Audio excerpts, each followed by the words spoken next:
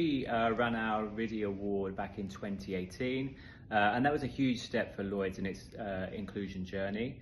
And we were recognised specifically for our use of clear talents as part of the early careers process.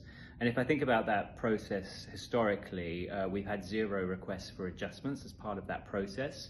And I suspect that's probably because people aren't comfortable with talking about any adjustments they need, or maybe even understanding what's available to them.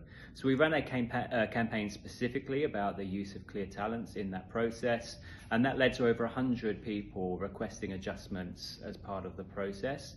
And what that allowed our early careers team to do was to seamlessly manage those adjustments, to really let people show up and show their talent as part of the process. And I know that actually one of the people that was successful in the process was someone who had adjustments and was kind of supported through that process. So that was a really big step for us. I think when employees are in the organisation, it's probably more common to think about the adjustments.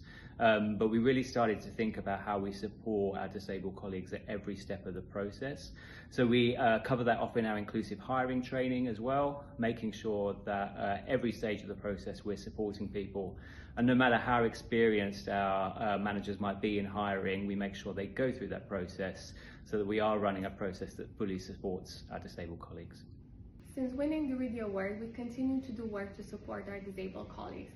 In 2023, we earned a Disability Confident Leader status. We were able to get this recognition by working with our disabled colleagues and various teams across the corporation to identify and close any gaps that we had from a disability inclusion perspective. There are a number of interventions and types of support that we have here at Lloyd's, but just to give you a flavor of that. Number one, we work hard to improve our diversity data capture in order to better understand our workforce.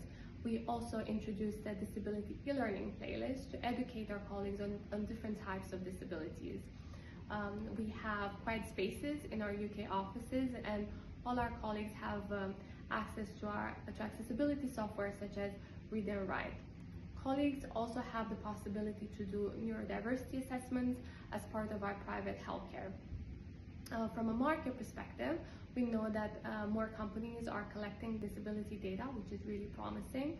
And we always make sure that disability is one of those topics that we covered as part of Dive In, our Global Talent and Culture Festival, and as part of our upskilling program for the market. We have made progress, but we know there is more to do, and we look forward to working with our colleagues in the corporation and the market to create workplaces that work for everyone.